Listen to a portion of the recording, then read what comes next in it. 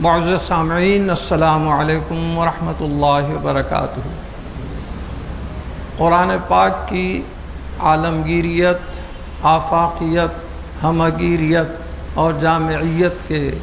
زیر عنوان مختلف موضوعات کے تحت آپ کے سامنے کچھ ایسے لیکچرز رکھے جا رہے ہیں جس سے ہمارے نوجوانوں کی معلومات میں اضافہ ہو۔ آج کا عنوان ہے قرآن پاک اور ادب و تعظیم مصطفیٰ صلی اللہ علیہ وسلم،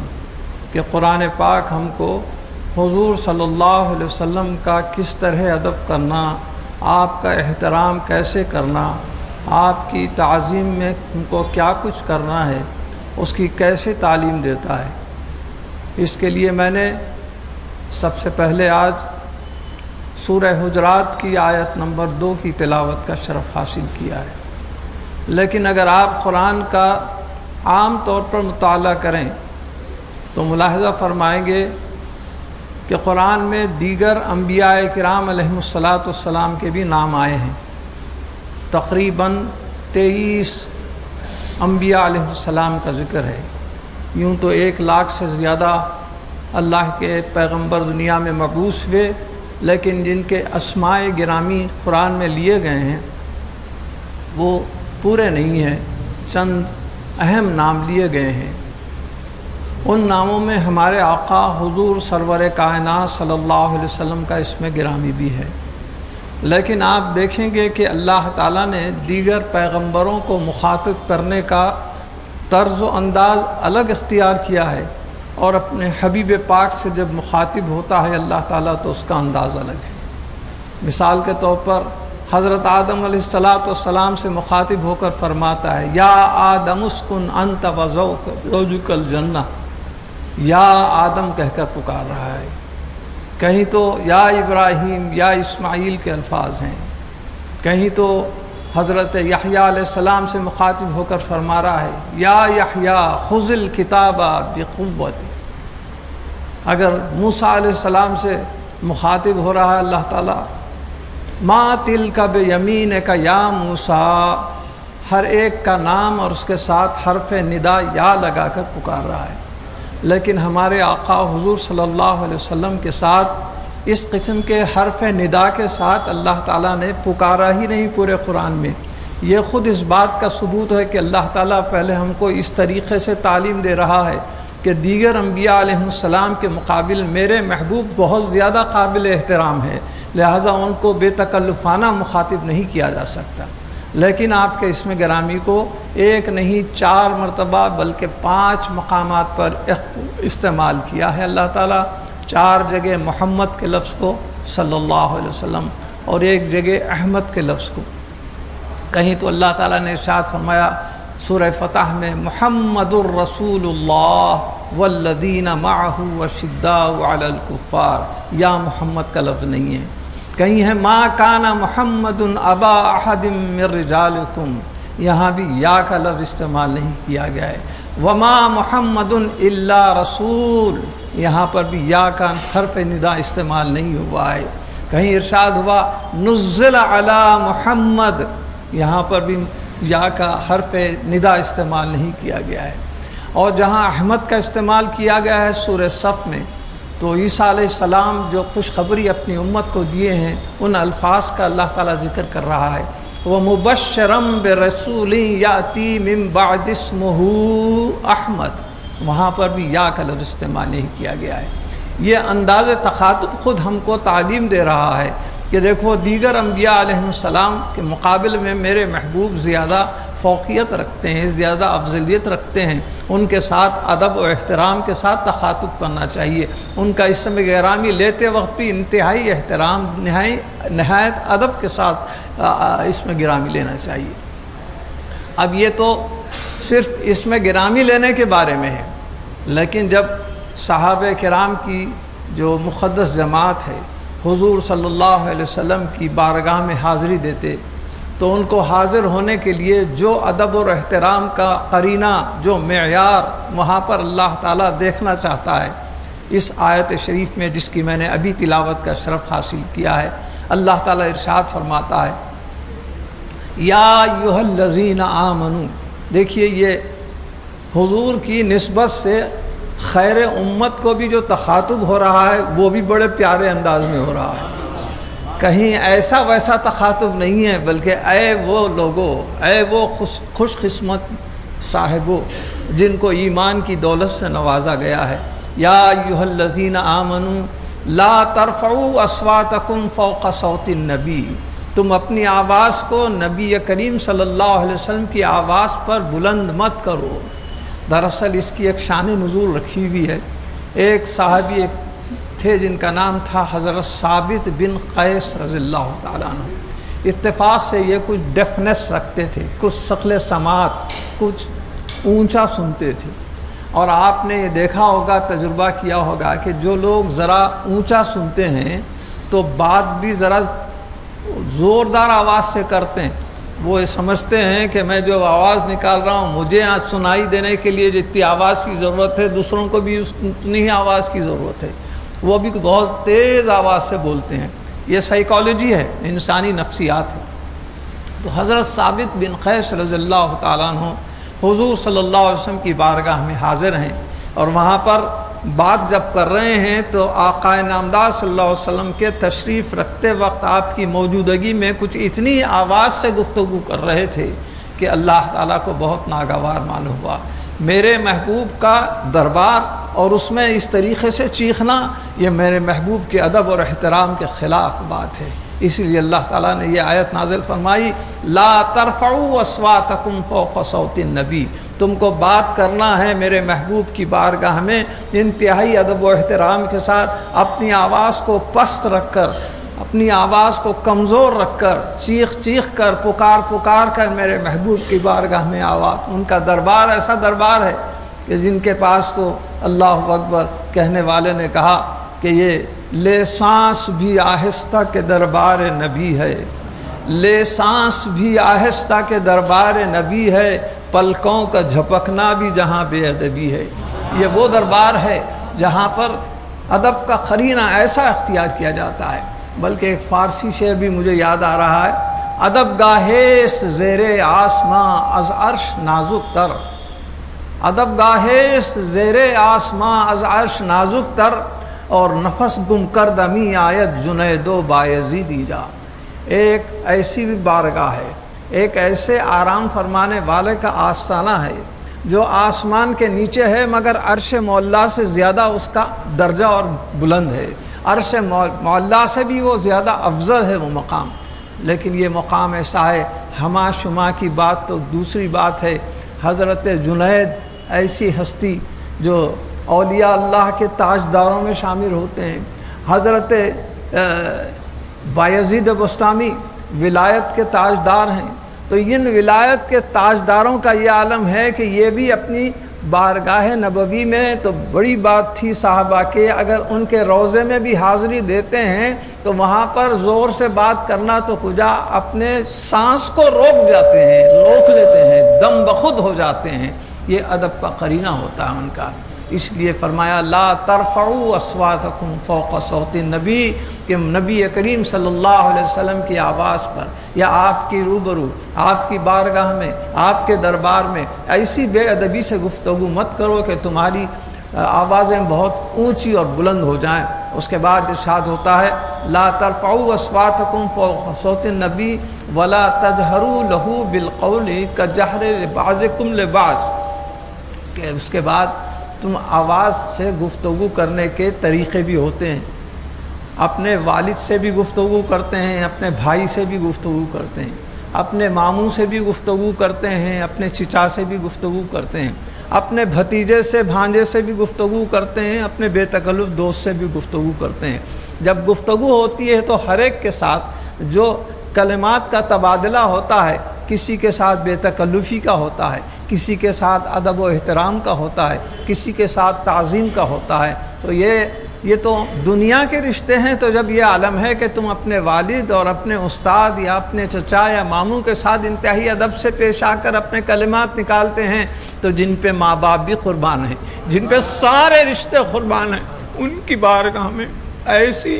ایسی آواز سے گفتگو کرنا یا ایسے کلمات سے تخاطب کرنا یہ انتہائی بے ادبی ہوتی ہے۔ جیسے تم آپس میں ایک دوسرے سے گفتگو کرتے ہو، ایسے لب و لہجے سے میرے محبوب کے ساتھ گفتگو ہرگز نہیں کرنا چاہیے۔ اگر تم نے اس کا خیال نہیں کیا، لحاظ نہیں کیا، اور میرے اللہ کے کلام کے نازل ہونے کے باوجود بھی تمہارا یہ حال ہے کہ وہی سرکار کی شان میں گستاخی ہو رہی ہے، وہی بے ادبی کا سلسلہ جاری ہے، تو یاد رکھو ان تحبط اعمالکم وانتم لا تشعرون، تمہارے جتنے اعمال ہیں، جتنی عبادتیں ہیں، جتنی نیکیاں ہیں، سب کی سب برباد ہو جائیں گی، سب کی سب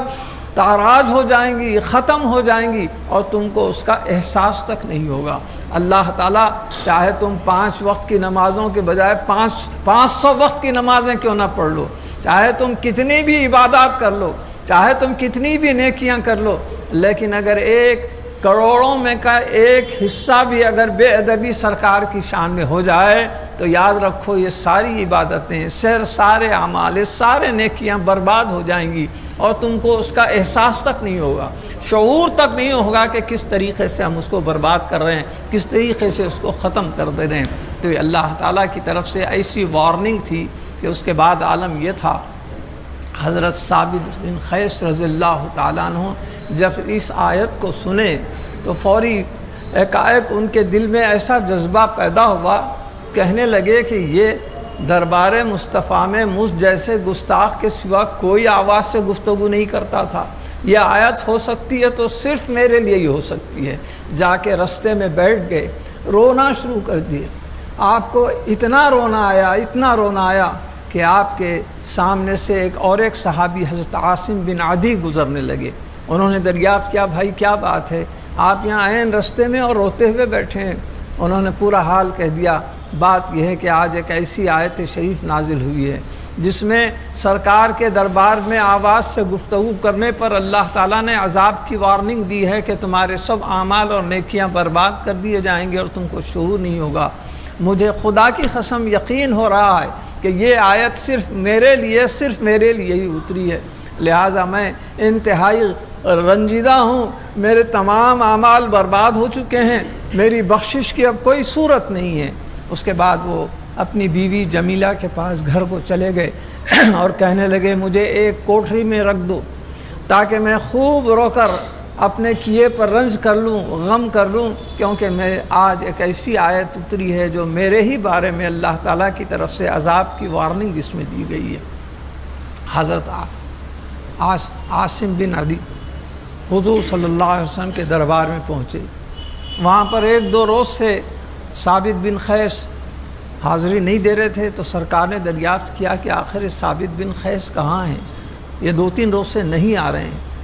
حضرت عاصم بن عدی پوری تفصیل سنا دیے کہ حضور دراصل جس وقت سے یہ آیت نازل ہوئی ہے لا ترفعوا اصواتکم فوق صوت النبی، تو ان کا یہ حال ہے کہ بس ایسے رنجیدہ ہیں کہ نہ کھا رہے ہیں نہ پی رہے ہیں۔ ان کی بیوی وقت کے اوپر تھوڑا کھانا دے دیتے ہیں، وہ بھی نہیں کھا رہے ہیں، بلکہ عجیب حالت ہو گئی ہے ان کی، اور صرف غم میں نڈھال ہو گئے ہیں۔ آپ کی شان میں گستاخی کا ان کو اتنا احساس ہو گیا ہے۔ حضور صلی اللہ علیہ وسلم رحمۃ للعالمین تھے، آپ کے دل میں ایک ایسا جذبہ پیدا ہوا کہ ان کے اوپر اللہ تعالیٰ کی طرف سے رحمت کی بارش ہونے کے لیے آپ کے دل سے دعا نکلی۔ آپ نے ان کو خوشخبری دی، کہا کہ پہلے ان کو بلا لے آؤ، ان کو گھر میں سے بلا لے آؤ۔ جیسے ہی ثابت بن قیس رضی اللہ تعالیٰ عنہ سرکار کی جناب میں حاضر ہوئی تو آپ نے سب سے پہلا جملہ یہی فرمایا، اما ترضى ان تعيش حمیدا وتقتل شہیدا وتدخل الجنہ، کیا تم اس سے راضی نہیں ہیں کہ تمہاری زندگی بڑی پیاری ہوگی اور تم شہادت کا درجہ پاؤ گے اور جنت میں داخل ہوگے؟ 3 چیزوں کی آپ نے خوشخبری دی۔ وہ عجیب تعجب میں پڑ گئے کہ میرے سے تو اتنی گستاخی ہوئی اور سرکار دو عالم صلی اللہ علیہ وسلم مجھے ایسی خوشخبری سنا رہے ہیں۔ دراصل حضور صلی اللہ علیہ وسلم کو اللہ تعالیٰ نے آپ سے ہمدردی کا ایسا جذبہ دیا۔ یہ الفاظ دراصل حضرت ثابت بن قیس رضی اللہ عنہ کے حق میں سرکار کی دعا کے الفاظ تھے کہ تمہاری زندگی بڑی خوشگوار ہو، تمہاری زندگی رنج و غم سے بالکل بے نیاز ہو اور تم مرو تو پھر شہادت کا درجہ پا کر شہید ہو جاؤ، اور یہی نہیں بلکہ اس کے بعد تم کو جنت میں داخلہ ملے، یہ دعائیں آپ نے کی تو اللہ تعالیٰ نے فوری دوسری آیت نازل فرمائی۔ ارشاد باری تعالیٰ ہوا ان الذین یغضون اصواتهم عند رسول اللہ اولئک الذین امتحن اللہ قلوبهم للتقوی لہم مغفرۃ واجر عظیم۔ اس روز سے آپ نے تہیہ کر لیا تھا کہ اب میں سرکار کے سامنے کبھی زور سے گفتگو نہیں کروں گا، اور آپ ہی نہیں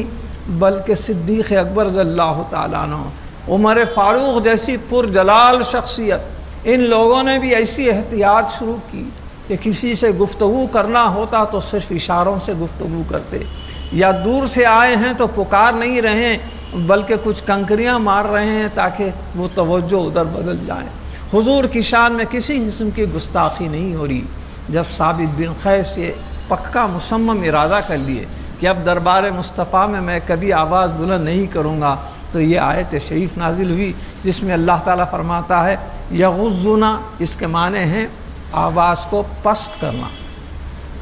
اللہ تعالیٰ فرماتا ہے وہ لوگ جو اپنی آوازوں کو پست کر دیتے ہیں رسول پاک صلی اللہ علیہ وسلم کے دربار میں، تو یہ وہ لوگ ہیں جن کو اللہ تعالیٰ نے پرکھ لیا ہے، یعنی ان کے دلوں میں کیا جذبہ ہے، سرکار کے بارے میں ان کا ادب و احترام دل میں کتنا ہے، اس کو اللہ تعالیٰ جان لیا ہے۔ اور اس کے بعد اللہ تعالیٰ نے بھی اپنی طرف سے خوشخبری کی بشارت دی، لہم مغفرۃ و اجر عظیم، کہ ان لوگوں کے لیے مغفرت بھی میں عطا کر رہا ہوں، اجر عظیم بھی عطا کر رہا ہوں۔ اللہ تعالیٰ ایسی خوشخبری جب دیا تو یہ لوگ مطمئن ہو گئے کہ الحمدللہ اللہ تعالیٰ نے ہماری غلطی کو معاف کر دیا، خطا کو درگزر کر دیا، اور ادب برابر موجود ہے۔ لیکن اس کے بعد جو زندگی گزری حضرت ثابت بن قیس رضی اللہ تعالیٰ عنہ کی، تو یہ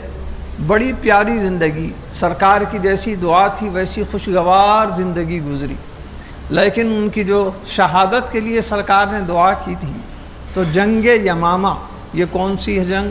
جبکہ حضور صلی اللہ علیہ وسلم کے پردہ فرمانے کے بعد حضرت ابو بکر صدیق رضی اللہ تعالیٰ عنہ نے سب سے پہلی جو جنگ لڑی ہے اس کو جنگ یمامہ کہتے ہیں۔ وہ دراصل یہ مسیلمہ بن کذاب جو ایک کذاب تھا، یعنی مطلب یہ کہ نبوت کا جھوٹا دعویٰ کیا تھا، اس سے سرکار لڑتے وصال فرما گئے، تو آپ نے اسی مشن کو، ادھورے مشن کی تکمیل کے لیے آپ نے لڑائی لڑی۔ اس میں بہت سے لوگ اپنے صحابہ بھی کام آئے اور ان کے بہت سے لوگ ختم ہوئے، اور مسلمہ کذاب کو بھی ختم کیا گیا۔ اس لڑائی میں اتفاق کی بات یہ ہے کہ حضرت ثابت بن قیس رضی اللہ تعالیٰ کو اللہ تعالیٰ نے شہادت سے نوازا۔ جب آپ شہید ہو گئے، آپ کو دفن کر دیا گیا، جس مقام پر شہید ہوئے تھے وہیں دفن کر دیا گیا، تو آپ کسی کے خواب میں آتے ہیں۔ عجیب و غریب خواب ہے۔ خواب میں آپ کہتے ہیں کہ دیکھو میرا جو زرہ بختر تھا انتہائی قیمتی، بہت ہی ویلیوبل تھا، میرے جسم پر سے ایک شخص اس کو اٹھا کے لے لیا ہے، چرا لیا ہے، اور چرا کر اپنے خیمے کے پاس لے کر گیا ہے۔ اور یہ کہاں لے گیا ہے، اس کی نشانی علامت یہ ہے کہ اس کے ڈیرے کے پاس ایک گھوڑا ہے جس کے پاؤں کو بہت بڑی رسی بندھی ہوئی ہے اور وہاں چر رہا ہے، وہاں پر میرا زرہ بختر رکھا ہوا ہے۔ یہ شخص چرانے کے بعد اس کو ایک دیگچے کے نیچے رکھا ہے تاکہ کسی کو نظر نہ آئے۔ حضرت خالد بن ولید رضی اللہ تعالیٰ عنہ جو کمانڈر ہیں، ان سے تم یہ جا کے اطلاع کرنا، خبر دینا کہ میری زرہ بختر لے لیں اور کسی مومن مسلم کے حوالے کر دیا جائے۔ اللہ اکبر! یہ تاریخ اسلام میں یہ واحد واقعہ ہے۔ دنیا میں زندہ رہیں،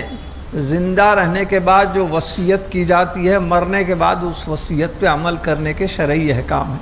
مگر ان کی وصیت دنیا سے گزر جانے کے بعد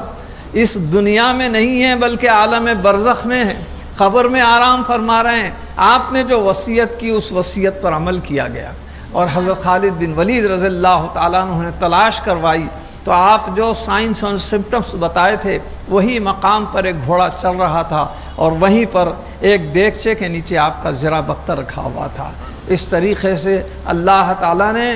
اپنے صحابہ کرام کو سرکار دو عالم کے صحابہ کرام کو بھی ایسی دولت سے چھپے ہوئے علم کے نوازا تھا کہ دنیا میں زندہ رہے بھی تو رہے، مگر میں تو کہوں گا شہید ہونے کے بعد وہ مردائی کا ہوتا ہے، وہ زندہ ہی رہتا ہے تو یہاں پر اوپر دنیاوی زندگی ہوتی ہے، وہاں برزخی زندگی ہوتی ہے۔ لہذا زندگی میں اس زندگی کے اسی طریقے سے کہ وہ زندگی ہوتی ہے تو اس کے اندر آپ نے جو عمل کیا بتایا، جو بھی وصیت کی اس کے پر عمل کیا گیا۔ اور یہ شریعت میں یہ واحد مثال ہے کہ کسی کے انتقال کر جانے کے بعد قبر سے جو وصیت کی گئی اس کی تکمیل کی جائے اور عمل کیا جائے۔